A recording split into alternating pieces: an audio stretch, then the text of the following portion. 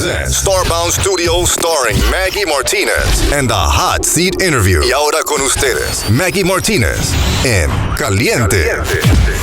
And now, Maggy Martinez. Here he is, Darrius M. Butler. He is the Democratic nominee for the U.S. Congressional District 8. He will be representing Macomb, Warner, Perry, Moultrie, Thomasville, and part of Valdosta. Darrius Butler went to college and enrolled in Atlanta's own Carver Bible College, studying seminar and psychology. Taking part in various joint enrollment opportunities, he was able to study history and political science at the Georgia State University and Morehouse College. You see what I'm talking about? The best candidates are the only ones that come to the hot seat interview. While in school, activism called his name. In 2012, due to the death of Trayvon Martin, he joined the NAACP and became an organizer. Welcome, Darrius, to the Hot Seat interview. Yes, it's so good to be here. It is so good to be here. Thanks for the invitation. Oh, yeah, this is awesome. This is the best place for the Democrats to come and talk about their platforms, their idea, with no hidden agenda, but uncensored. That's right, uncensored. That's right. Ensuring farmers are involved in the decision-making process and collectively heard is very important. Yes. And to support our farmers in adopting more sustainable practice that should be the key to help farmers. What is your plan to expand access to markets for Georgia grow products? And what are we going to do with China buying our acres of land in Georgia? Yeah. You know, the biggest thing that we can do is to make sure that we give farmers a seat at the table. The most important thing is that we extend support to these farmers and agriculture industry tycoons and small farmers. So we have a situation right now in Georgia where we give a lot of funding to the large corporations, the large farming and agriculture farms and large agriculture industry growers and producers. But the small family farms tend to get left out, forgotten, and left behind. Therefore, my plan is going to be to make sure that farmers have a seat at the table. Now, we get into these things where we start saying they have a seat at the table, but what does that really mean? It's making sure that we create an actual group or new organization that's going to allow small farmers to be able to voice their opinions, to be able to talk to their elected officials, myself, once I win in November, and to be able to actually hear what things are important to them. So making sure that we're extending support, making sure, just like during COVID, where a lot of farmers applied for the funds and the grants that were available, a lot of farmers did not get those grants. So making sure that we create opportunities, more opportunities for grants to be given out, and make the application process much easier for farmers to be able to get to the money, so to speak. And when it comes to China buying up our land, is something I think that we really need to. Definitely. We're going to have to put a stop to it. We're going to have to limit the acres that China is buying here in the United States, and especially in the state of Georgia, and make sure that land goes to Georgia-based farmers, making sure it goes to Georgia-based growers, because we cannot continue to allow other folks to utilize our resources and then sell us our own products. So we've got to make sure that we're taking care of our farmers and giving them every opportunity for success possible. Definitely. President Biden initiative sent a national security memorandum, and the memorandum says that foundational policy for the United States government role is to biodefend, includes the National Biodefense Strategy for countering biological threats, enhancing pandemic preparedness, which it didn't happen before. We were not ready for a pandemic, and achieving a global health security is associated with the implementation plan, American Pandemic Preparedness, and also transforming our capabilities with the U.S. global health security strategy.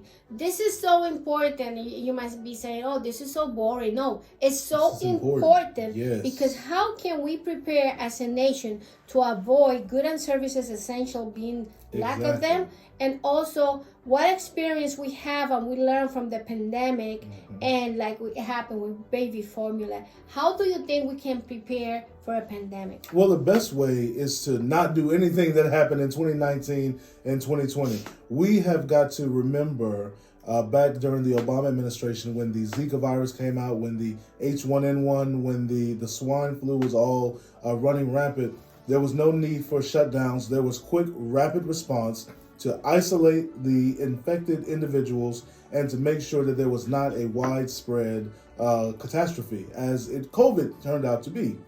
Now, we have to remember to learn from our mistakes. That's right. So now that we know how we don't want to respond during the pandemic, we need to be able to, one, put a lot of resources into developing our antibodies, developing our immune vaccinations, and already have things ready and prepared. So that way, once these new strands come out, we already know we have the foundation, and we just have to increase our productivity and actually have it formulated to fix whatever issues going on. We need to make sure that we're investing in our medical centers, make sure that we're investing in our medical professionals, because the one thing we saw a lot of doctors and nurses who were tired, and we're running through a shortage right now, still to this day, of nurses, where people are now having to travel because some states, some counties, and some cities still don't have nurses and doctors there in those facilities. So we've got to invest. The word of the day is invest. The best way for us to avoid the situation like we had with COVID is to invest in our medical infrastructure and to invest in our medical professionals. If we don't have a healthy society, we don't have anything. Exactly. Because even the citizens, 65 and up, if we don't have quality of life for them and services and the necessary, and they have the necessary tool to take care of themselves, imagine what could have happened. And in that same line, what can we do to improve affordable care at and expand Medicaid, especially in rural places in the state of Georgia? Because I heard yesterday that there's some district that they only have a nurse or an ambulance. They don't have anything. What can we do to resolve this situation? The federal government needs to step in, and I tell you, I just had a conversation with DNC Chair Jamie Harrison about this today, where we were talking about the fact that if we could expand our majorities in the House and in the Senate, we can overstep the state governments like Georgia, who continue to stop progress, who continue to ignore the resources that have been already given and allocated to the states to make sure that we expand Medicare and Medicaid, and to make sure that every single person is well taken care of from a medical standpoint. We have an opportunity right now to actually get these things done, and that's the only way that we're going to survive. So we are going to have to expand Medicaid. We're going to have to make sure that our rural communities are not forgotten, because the one thing that Leader Abrams has spoken about, and I greatly, greatly appreciate her for it, is that out of 159 counties, we have 86 counties that do not even have a primary care physician. No primary care doctor in 86 counties out of 159. 16 of those counties are in my congressional district. Oh my God. So we're going to have to invest up and down the board to ensure that we actually give rural communities the care that they deserve.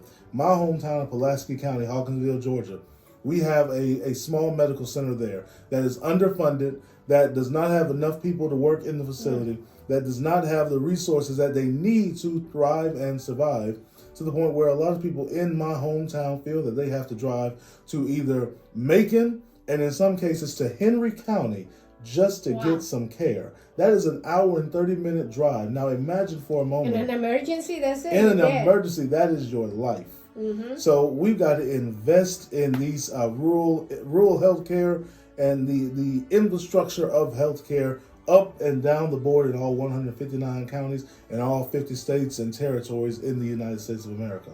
Definitely. We are considered the most powerful nation in the world. We are, yes. But our people have a lack of health services and facility. It's incredible. It's incredible. And not to talk about education, well, that's another thing. Let's talk a little bit about price gouging. Explain first what is it, and then what type of legislation you are going to present to ban gasoline. We see right now during the pandemic and even to this day that people and a lot of these companies and corporations, especially in the gas industry, have been price gouging like crazy. They have been rising the gas prices unnecessarily. There's no reason. Even though the barrel doesn't cost them that much. It doesn't cost them that much. Even though we have a surplus of oil, of crude oil and gasoline in the United States right now, these stations, because they see a profit margin that they can expand into, they have gone and have continued to raise their prices unnecessarily. So I 100% stand by putting legislation on the House floor and getting it passed and signing the law to make it illegal for companies and corporations to price gouge. And how come they haven't done it yet? How come Governor Kemp has not done that yet? The reason why Governor Kemp has not done it, and the reason why it has not been done on a federal level, is because we have people who are emboldened and bought by the oil industry. A lot of the people on the other side of the aisle, their biggest donors are those of the oil and gas industry. Just as the same thing when it comes to climate change. The biggest donors are the people who are making the biggest problems for everyday American citizens. And they don't care that the earth has fever. The earth has fever. We have to bring it down. Exactly. And they just don't care. So I 100% stand by putting up legislation on the House floor that says we are going to make it illegal for these companies to continue to price gouge and get away with it scot-free. Incredible. Certainly, we have to train the police. Yes, 100%.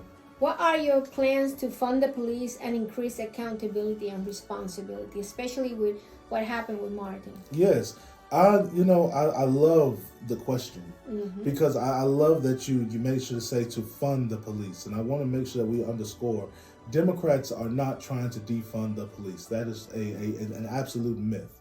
Democrats want to better fund the police.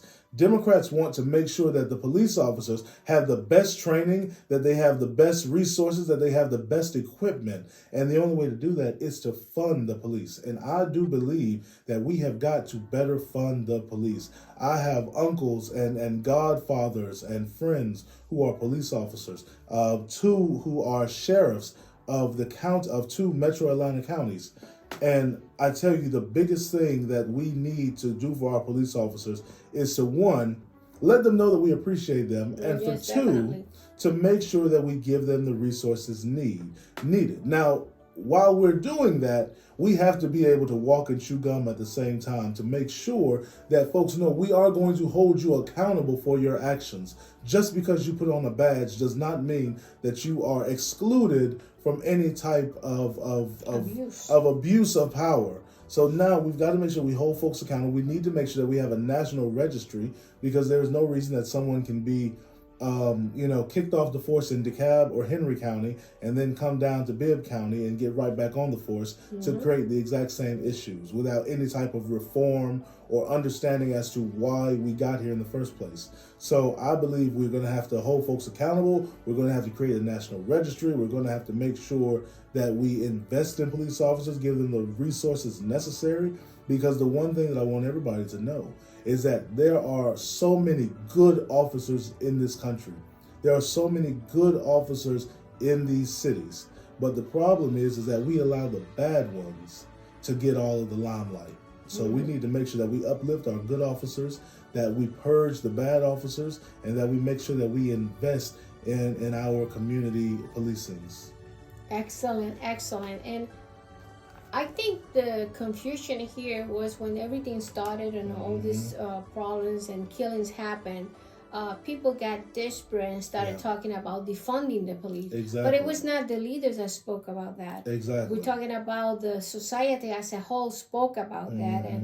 But it got, I don't know, somehow mixed with the thoughts of the Democratic Party, which is not.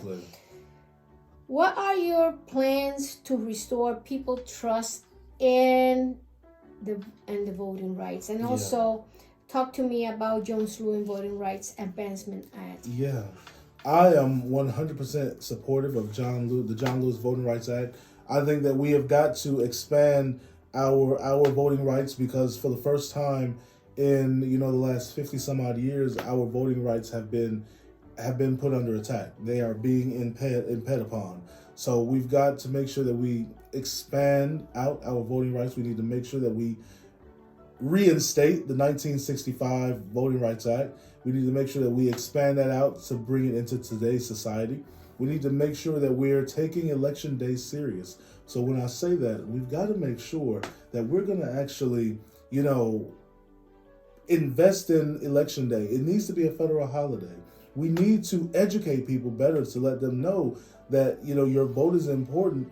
This is why you need to be voting. And we need to make sure that we strengthen our systems. We cannot keep having folks on either side of the aisle to trick and confuse people into thinking that, your vote does not count, or that, you don't need to be involved in the politics, or leave it alone.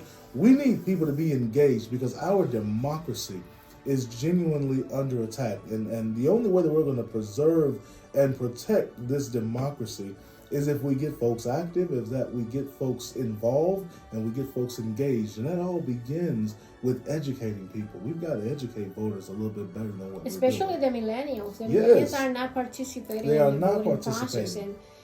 And you are a young candidate, which that's good. And people out there, millennials there, can listen to you and see your, listen to you and see your ideas and what you bring to the table. I tell people all the time that, when and I talk to a lot of college kids and young high school seniors who say to me, it doesn't matter, or it doesn't affect me at all. And I always like to hearken back to a little bit of history, because my degree is in history.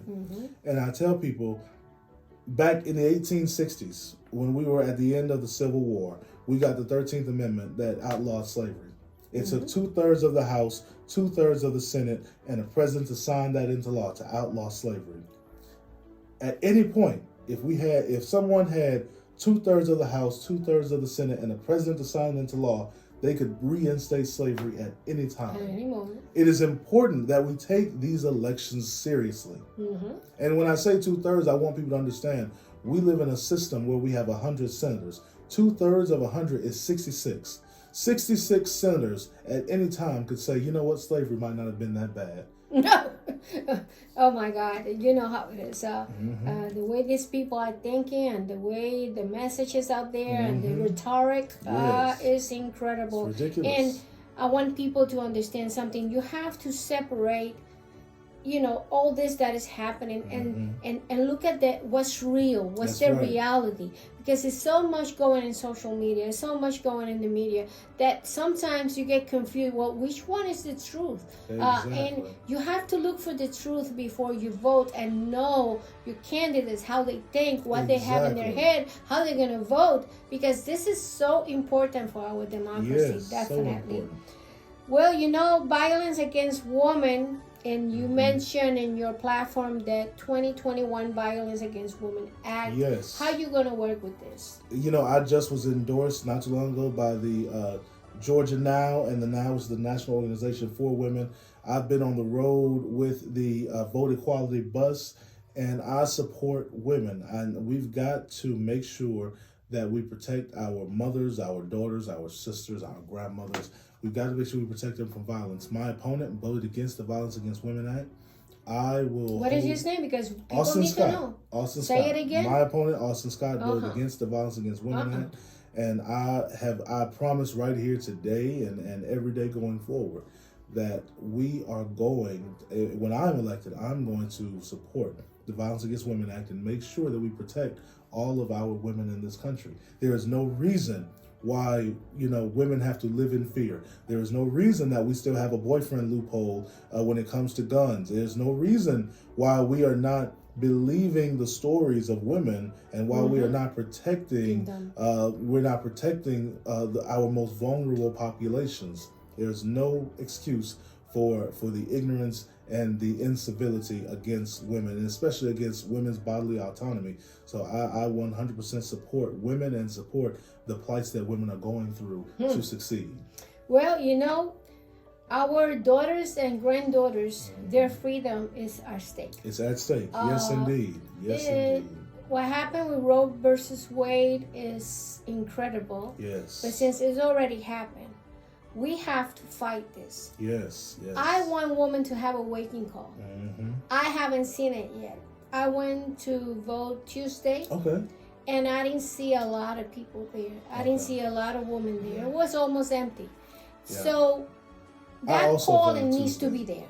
Yeah. And what is your take in terms of reproductive rights? And when you get there, can we codify Roe versus Wade? There is no reason that we cannot codify Roe versus Wade. There is no reason that we cannot put into federal law to cover all 50 states and U.S. territories that women have the rights to do with their bodies as they please. As a man, I cannot get pregnant. It is not my responsibility to tell you what you can or cannot do with your body.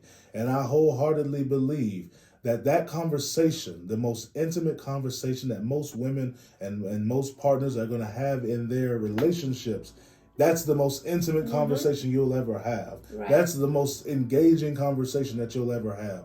And I 100% stand by that. Conversation should be up to the pregnant woman, to the partner, if they're there in the picture, to the doctor, and to their creator. The U.S. federal government and the U.S. and state governments don't have no business being in the hospital room. Yep, that's right.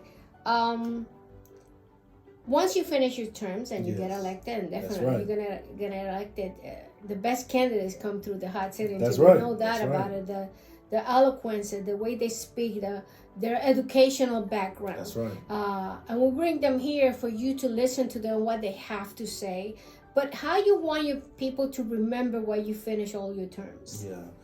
I want people, when this is all said and done, I want folks to be able to say, he really did care. That's all I really care about. I want people to know that somebody actually did care. Somebody actually cared about what was going on.